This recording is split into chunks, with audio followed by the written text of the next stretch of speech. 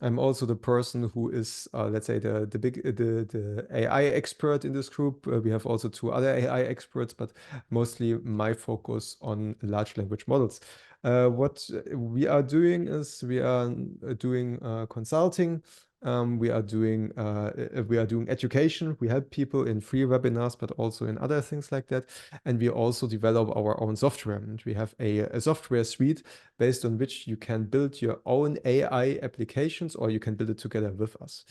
In one of these four areas of our expertise. We do blockchain, we do AI, we do climate tech, and we do IoT. Again, what we are doing is really starts from very strategic topics, consulting, something like having a radar for innovation, doing soundboarding, and working as a sparring partner, for example, with companies and organizations that are currently looking into using AI in different ways and forms in their organization. And we are going, let's say, with them at their sites whenever it's needed. We also do deep dive workshops, and we also help in the execution of projects. I have also a team of developers. We have our own platform where we can let's say, seamlessly do all of these things.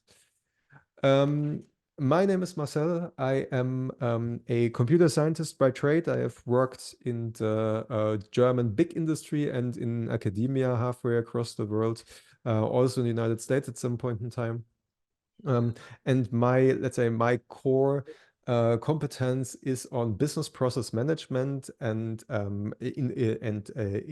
innovative technologies like AI.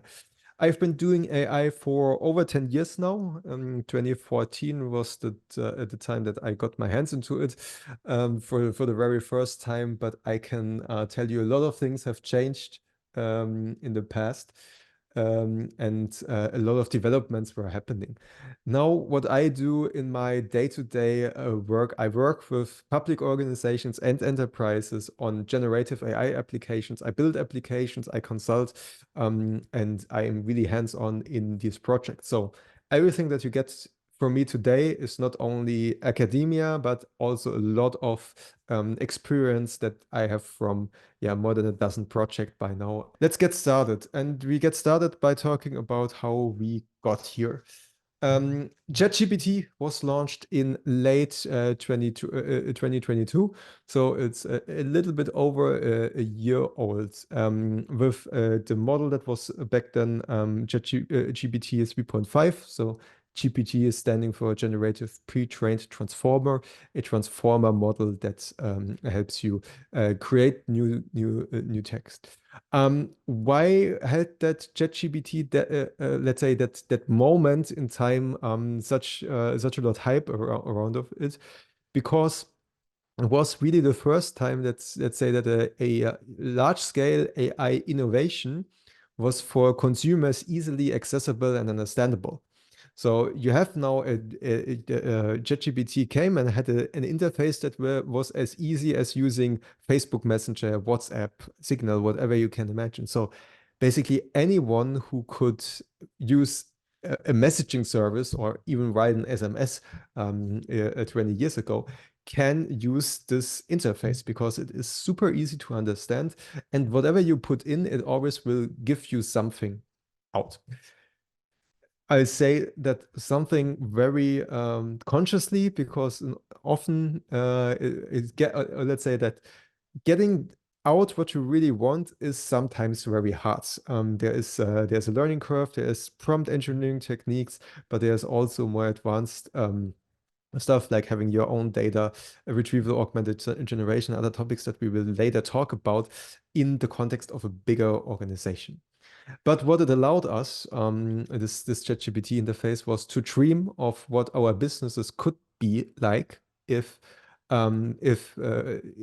we had an integration of that new technology in many of our processes. There were, of course, the typical consultants that gave you impact estimations on how impactful that technology is going to be. This here is from Goldman Sachs. A pretty interesting graph where you see here on the x-axis, you see different industries. So, and on the y-axis, you see how like the percentage of tasks in that industry that will see almost no automation with AI. That's the dark blue color. That will see a lot of situations where you use AI as a complement. So a human works and has next to it a chat interface or maybe something different to work with. And the gray ones is the where you will see more than 50% automation with AI, which means that these percentage of tasks will likely have a lot of replacement of human labor by others or by AI in that case. And you see a typical, let's say, hard physical industries like building and maintenance, installation, repair, construction, cleaning, production.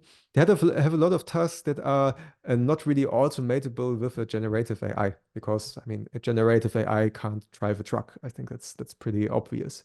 But on the other hand, the more you go here to the right side, the more you see where um, people use AI as a complement for their task or can use AI as a complement for their task, but not as a complete replacement. Best examples are here computer science or computer programming, social services, education, but also here sales and typical management related industries or tasks, if you want like that.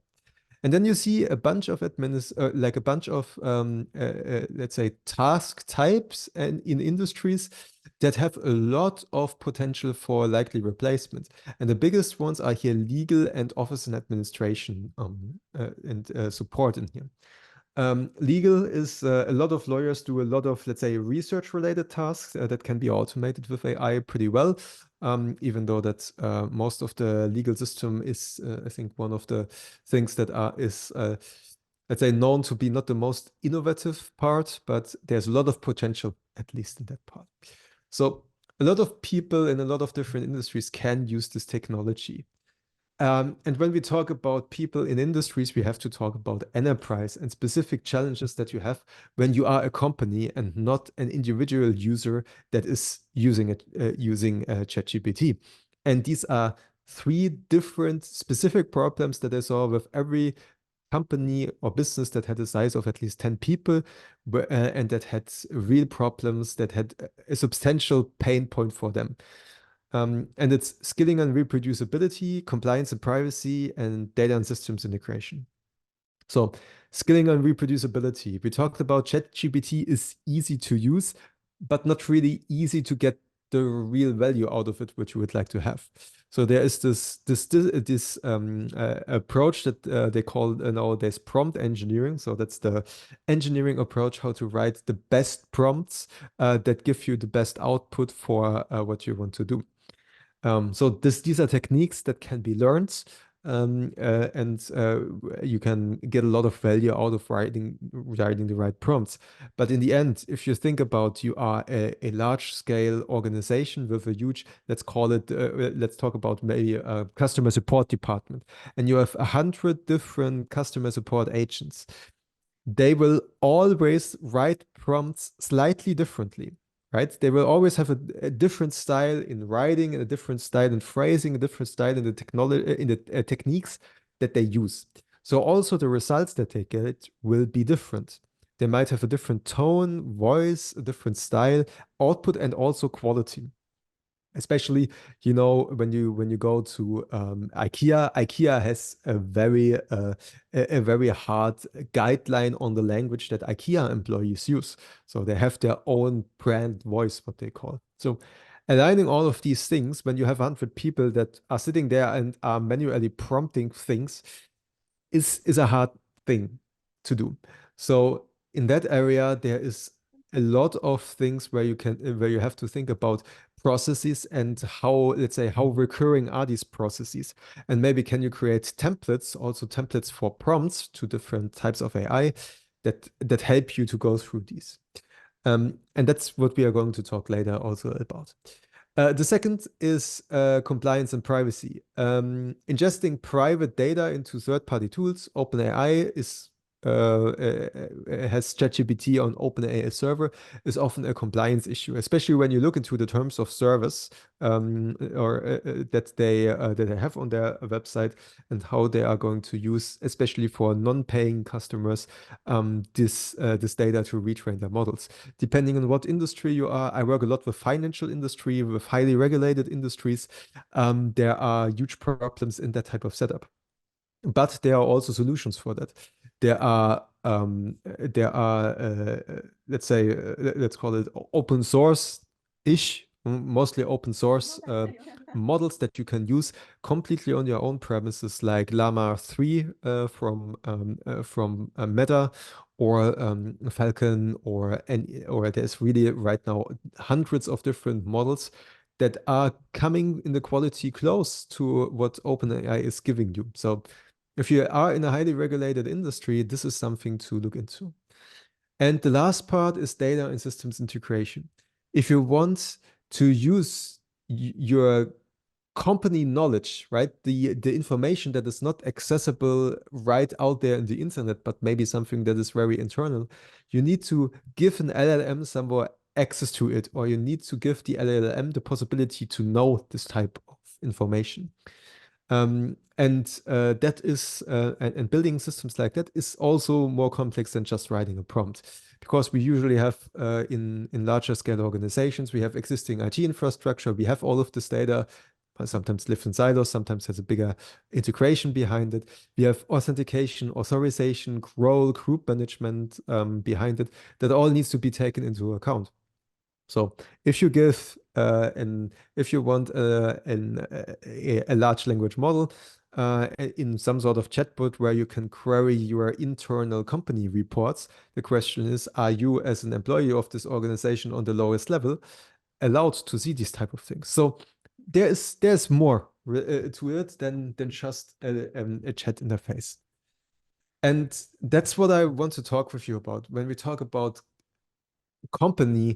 companies using generative AI applications, either building themselves or working with a partner to build them, or just using them. We always have different layers that we need to think about. On the very bottom layer, we have hardware. Hardware is the GPUs, the graphic cards where these models are being trained. So maybe not if you don't train your own model, which you shouldn't, because it's mostly, in most of the cases, not really viable for many people. Still, these models need to run somewhere. It needs a significant amount of computing power to do even one large language model evaluation, to get an answer to a question, to retrieve information, to formulate something. That is much more expensive than just a lookup in a database, even though you look something up somewhere. But even the creation of words, that is significant cost that you have to take into account. Yeah, with OpenAI, it's a couple of cents per 1,000 things, but it's something that is in order of magnitude higher than just a lookup. Yeah, especially if you're a big company, something to keep in mind. Then you have the model layer. That's the next layer here on top. And we are going to talk a little bit about that in a second. So here on this slide. Models are the things that are behind chatbots or other applications. You don't need a chatbot in front of your application to use a large language model. Sometimes using an automated process is better than having something where you need to interact with a chatbot or other types of interaction. And you can have 3 different types of models. Number one is a model as a service, like with OpenAI and what they give you with ChatGPT, or with not ChatGPT, but with GPT-4, GPT-4o, the new model, or GPT 3.5.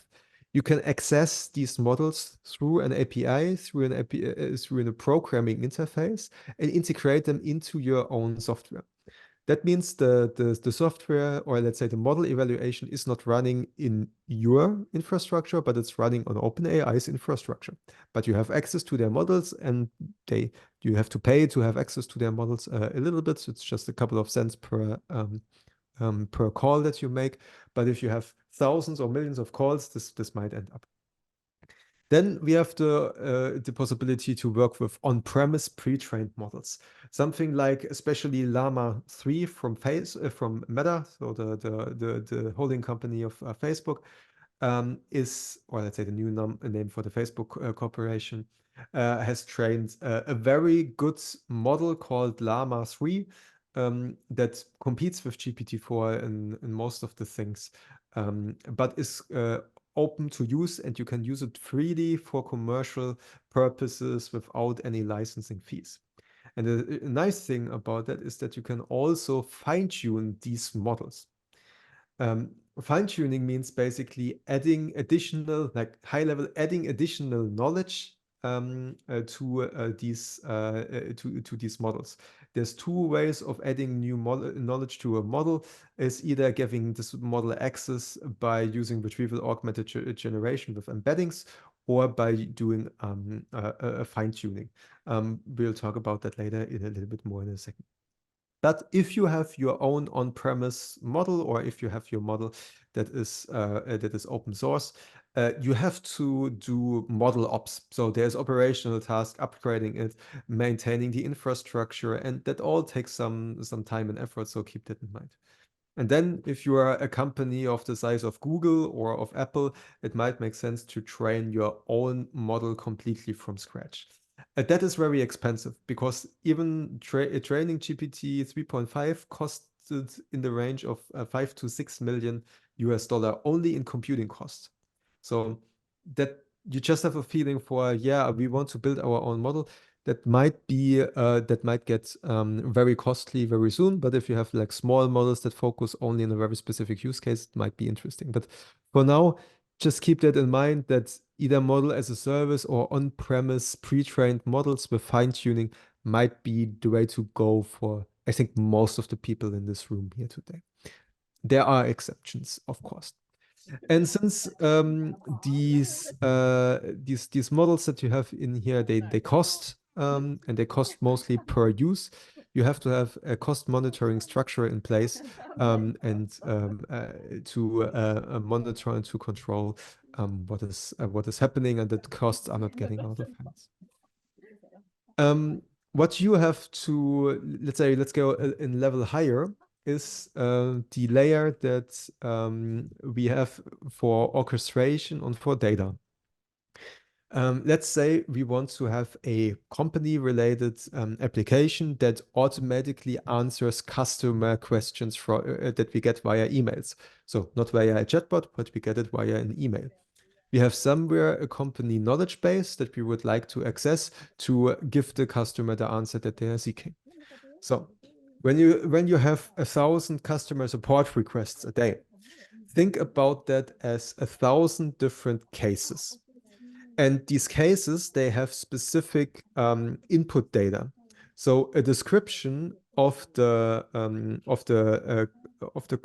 customer's problem is what we call case-specific input data, because out of all of these 1,000 customer support requests that you get every day, each of them has a very specific problem that they want to talk about. So it's a case-specific input data in that case.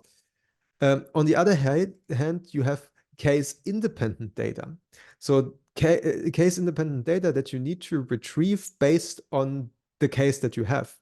So, for example, if you are a financial institution, and you have a customer asking how they can block their credit card, or how they can make a withdrawal from an international ATM. That's case-specific data, that's the problem description. And then the solution is somewhere in your big knowledge base, in all of the descriptions where it says, where you have your standard operating procedures, where it says how to work. And that's case-independent data, these standard operating procedures, because they're always the same. And you need, per case, you need to find the right information that lives from that. And to do so, we work with retrieval augmented generation. Retrieval augmented generation basically gives us these contextual information without having to find them ourselves through a search. This model, Retrieval Augmented Generation, also helps you to minimize hallucinations. For those who are not super familiar with the term hallucination, um, sometimes when you are asking a large language model, you get a complete wrong answer. And that happens mostly for the cases that the knowledge base that a large language model was trained on doesn't have the information that they need to give you the answer to the prompt. In that case, models will, in some cases, not tell you, I don't know, but they will tell you with complete confidence, a fully wrong answer. And that's just the problem on how large language models are trained and how they work. We have a separate webinar where I explain this in detail. That would go now a little bit far, but you can think about every time you have a large language model, there can be hallucinations. And with when we do a two-step process where we in the first step, we try to find information and context information that is relevant for that very specific query. So I want to do an international withdrawal from my bank account is the query that we have. We look in the standard operating procedure for that piece of information, and we put that as input to our prompt, saying, hey, here is my standard operating procedure, and that might be the paragraph talking about what the user wants. Now go and formulate an answer out of that. Then we have something that often has a very, very much better quality and very low hallucinations in terms of structure. And that's what we usually use retrieval augmented generation for. How retrieval augmented generation works is that's technically quite deep, and I can honestly talk an hour about that, but let me explain the concept of embeddings to you very easily. We have in text, we have a lot of semantics. Semantics is basically the meaning of those words, whereas the letters in here, the letters and the concatenation of these letters to words is just a piece of syntax. What embeddings are doing is they are representing and they are encoding the meaning of our text in what we call a vector. So that's a numerical representation of what this sentence means, or what the words in here mean. And these semantics are very important for us, especially when we would like to find something that is related to our query. You can, with this type of embeddings, you can do something called semantic search. Semantic search works in the way that is different from what we call keyword search. So let's say if you have a product catalog of 1,000 different products that your online shop has, and you are searching this product catalog for with keyword search, and you are searching the term stool. So the thing you can sit on, which is basically a chair without a back part. But in your database, you only in your database you have only text that says chair, and you have different types of chairs. You have office chairs, you have kitchen chairs, you have other chairs. But then keyword search will never find a hit if you look for the term stool, because the little stool is syntactically something very different than a chair. But semantically, these two concepts are very close to each other, because a stool is literally a chair without a back part. And by creating these embeddings, we embed these semantics in a complex vector space. I can tell you much more about it if it interests you, but in a way that the terms that are semantically close to each other are also location-wise close to each other in this database. So we are basically doing a similarity search, and we will see the results that are the most similar to the query that we did.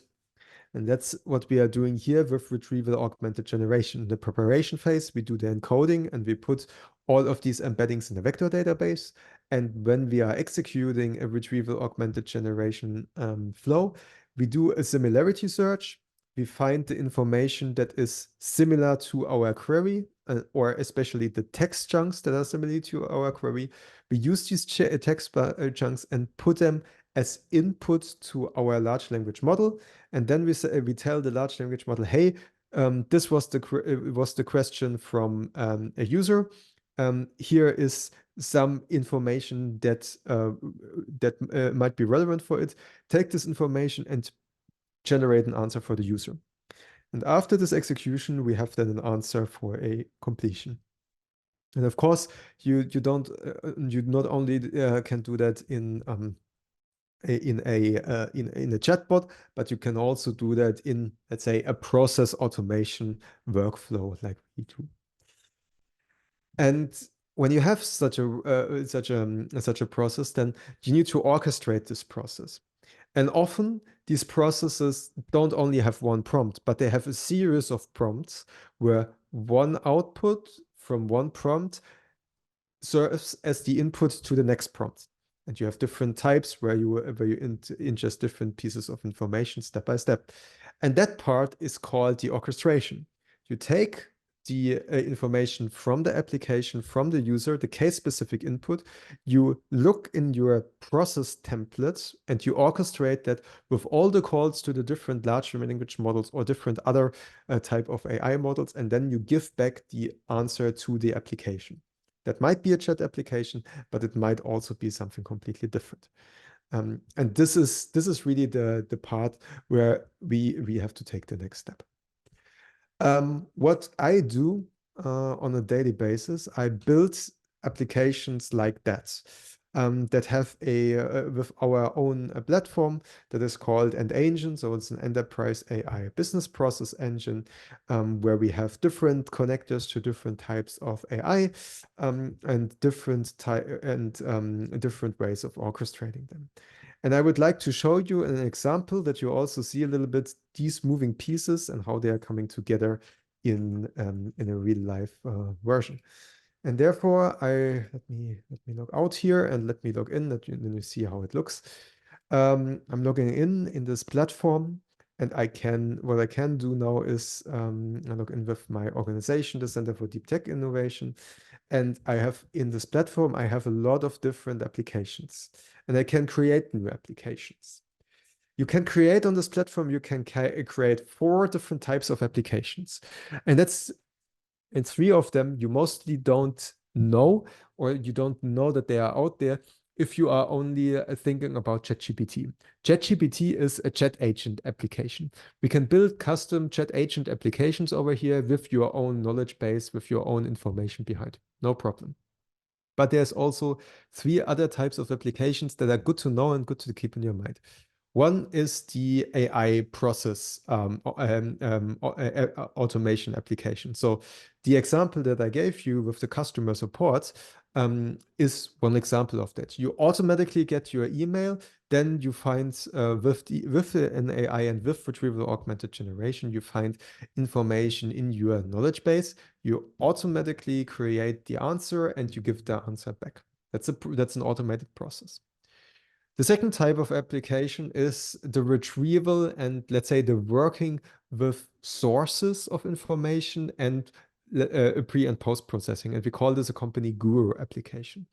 A company guru application, you can think about when you are in a company, you probably have 1 or 2 colleagues who have been there for a very, very long time. And these people have usually a good memory and can tell you all information about projects that you had in 2019 or in 2015 if they were involved in. And the idea of a company guru application is that these type of very knowledgeable people, we make an AI version out of them where we feed all of the information that is in the company's DNA and in the company's memory, encoded in stuff like Word documents or PDFs or Excel sheets or in databases or something. And we make that a knowledge base that you can retrieve. The Company Guru application is different to the chat application because a Company Guru application can shows you the exact source that came from your answer. And with that, you can really look and compare the different answers to each other. Chat application we talked about, and editor application is the last type of application that is out there that I would like you guys to know. You have often the cases, especially when you have operations where you need to write reports or where you need to write any type of communication. So anything that you would usually do in Microsoft Word or in whatever your text processing engine is that you have, these type of applications need you to work on the left side with an editor and on the right side with some sort of snippets or partially AI related task that help you write faster. And that's what we call an editor application. And we can, in this case here, we can now make an application. We can say this is my application, and then we can put it in the organizational unit that it belongs. Because that's the other thing. You don't want that everybody in your company has access to all of the information that you need. Only with that is in their line of business and that they need to be concerned with. And with that, you can, in this platform, create many different applications and different application types. For example, I saw we had one attendee in this round today that was in venture capital or in private equity, I believe. And we built here, just as an example, an application that is called VC Companion. The problem that these people had is that they have quite a lot of different pitch decks that are coming in for a venture capitalist each year. So 1.5 to 2,000 pitch decks that they all need to see, need to review, and need to do. And one of the very specific tasks that I would like to talk with you about is analyzing how well a founder team matches complementary qualifications and so on. And we built for only that process of looking into the match, we built a process for them using this software. And that process looks like this. You can think about, when we think about the two things I have said to you in terms of data, we have case specific and case independent data. And the case independent data is, the case specific data is the input that I need to feed to my process. So let's think about, we have 1,500 pitch decks that we get every year. We need the information of who are the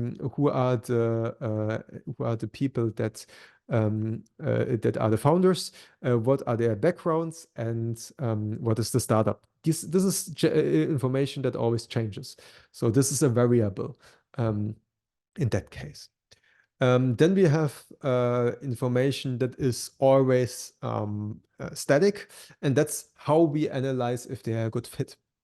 And let me show you how we do that in here. We have, when I zoom in here a little bit, you see that there's always these triplets of 3 different elements.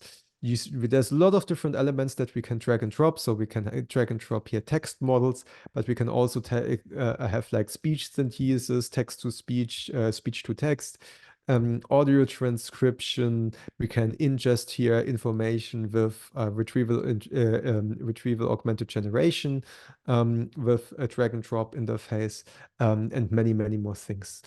And these triplets always say, I would like to execute here on using this model that I have over here.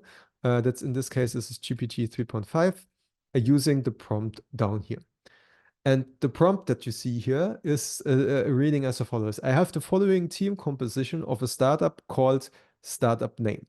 Startup name in parentheses here is the input that we defined here, right? I have a startup name that changes from case to case. I have 3 founders with name and descriptions, and I have an ideal view in my head how a good founder team should look like. You should have always somebody who is a CEO, who has experience in doing it, who is a little bit of a visionary and a dreamer, and who can make a company go. We have always to have a CTO, someone who can build some technology, or an engineer who can deliver something. And we always need to have someone who brings in the money. So a chief sales officer or a chief marketing officer. Now, in the first step, rate this team on a scale from 1 to 10. Then we have a second step. And the second step, we say again, we have the same team, but now look how well this team is composed with respect to gender balance. And again, give me a score from X out of 10, where 0 is bad and 1 is and 10 is perfect. Then we have a third analysis that we do, where we are looking into the previous history of the founders to look how suited they are for the role inside the company. So if you have the CTO, it would be good if he would have worked in a CTO capacity before, and not just being someone who just thinks he can do it. And these are the different steps. And these are all individual calls to models. You could also use different models. So we have on this platform, we have many different models. We have also the open source models. We have Llama, we have the Google models, we have Gemini, we have private models in Microsoft Azure. We have open source models like Mistral. You can try them out and test them and also deploy them or hook up your own.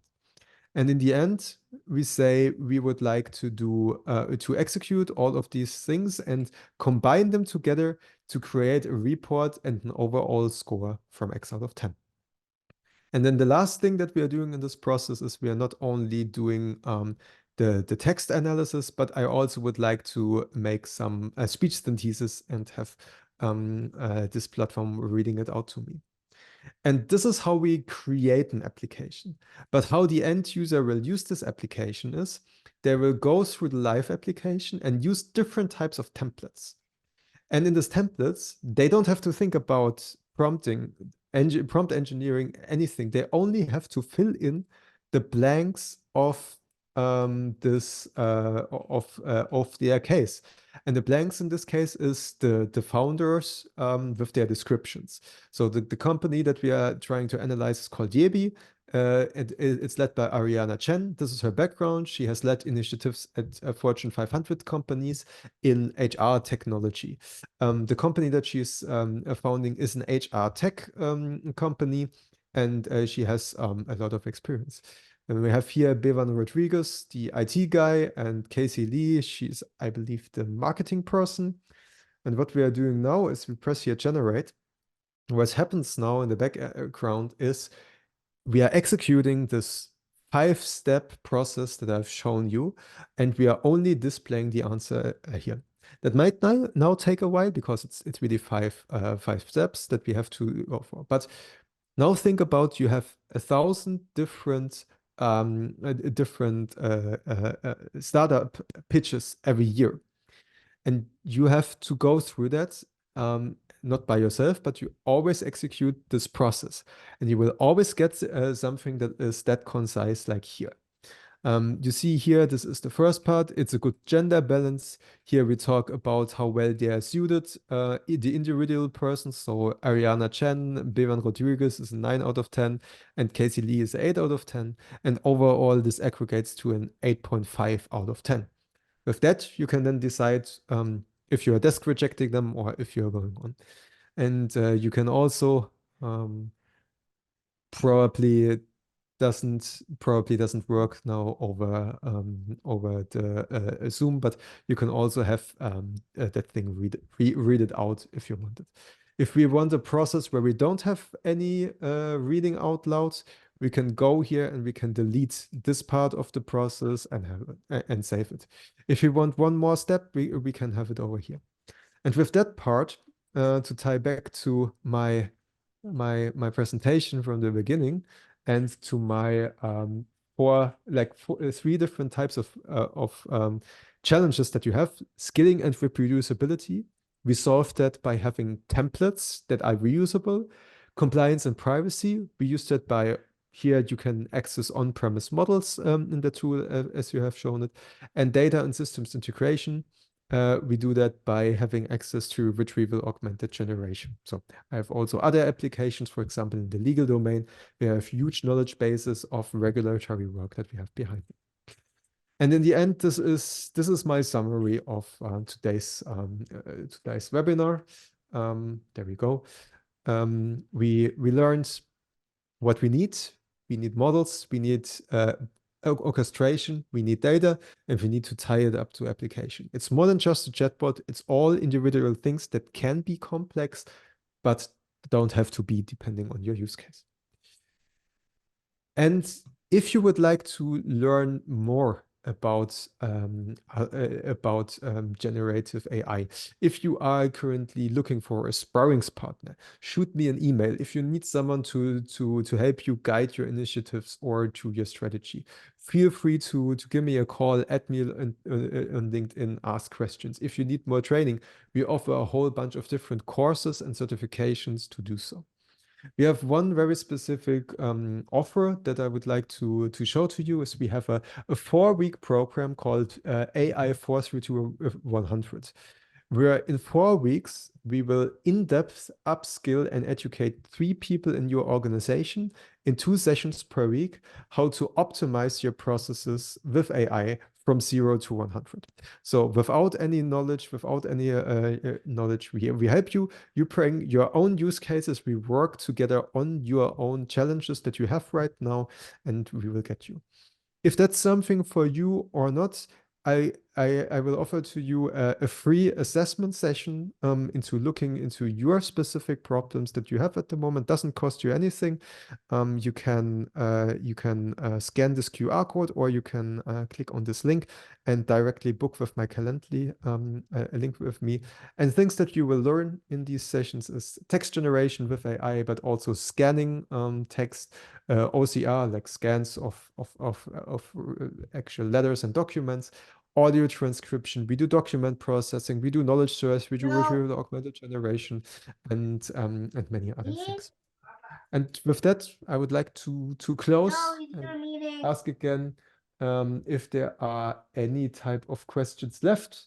And I see one at least. Eric, you were asking how are documents prepared for rec indexing? You mean the embedding building, or you mean just in general? Either one. Okay. Good. So how you prepare data for retrieval augmented generation is usually the following. If you have PDFs, you try to get out all of the junk out of this text so that you really have raw text. That's the first step. So no headers, no footers, no nothing. You try to get the raw text. Then you do in the first step, you are doing what we call chunking, because what an embedding or a workflow with retrieval augmented generation is doing is it's looking in a database of different little text chunks, which of the chunks match best. So if you have a long document with 1,000 pages, you need to split that into different chunks that are semantically close to each other. So in most of the cases, it's paragraphs, because it's a paragraph of text. So the thing that is being said in this paragraph mostly belongs together. You need to chunk it into different chunks and put it in a database. And in that database, you have to do the actual encoding, so the translating of natural text to these numbers, which are your representation. And that's all that is needed for indexing. Then you can put it in a vector database. That's all the pre-processing that you need. The encoding model, so the embedding model is specific, yes, and there are dozens of different embeddings model out there. There are also large language models, but they are not a chat-trained large language model, but they are really specific embedding models.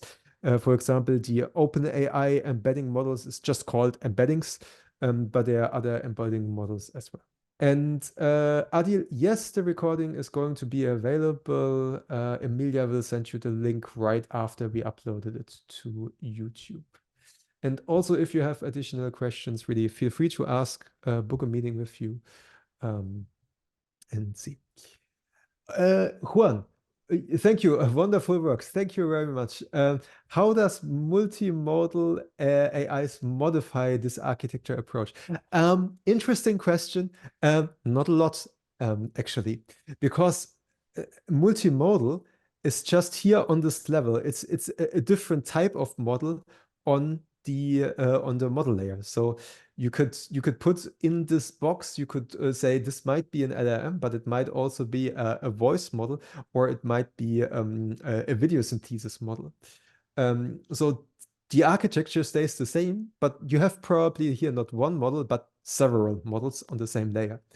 And the challenge is that your orchestration engine has to put the right model at the right point in time, or you have to decide when to use which model for which tasks. And that's also what I was trying to show here, right? If you want to make a text-to-speech model, or if you want to create an image model over here, this is just yet another model where you can say, okay, I would like to use DALL-E, and I put this prompt over here and I create it. So architecture-wise, this thing here is completely agnostic, because also image model will cost you. If you have something on-premise, never mind if it's a large language model or if it's an image model, it will also cost you to orchestrate that. So you can basically apply that to whatever situation, whatever type of model in a multi-model context you have. Thank you all for today. I hope you got something out of it. If you would like some help, some support, or just connect on LinkedIn to see, I'm posting there like updates on what is happening on AI, feel free to add me on LinkedIn. And the link to the AI Force Reach 100, Emilia and my folks will send an email to you probably in the next couple of days. Then you have this the next opportunity to go and yeah, talk to me if you would like to. So thank you very much.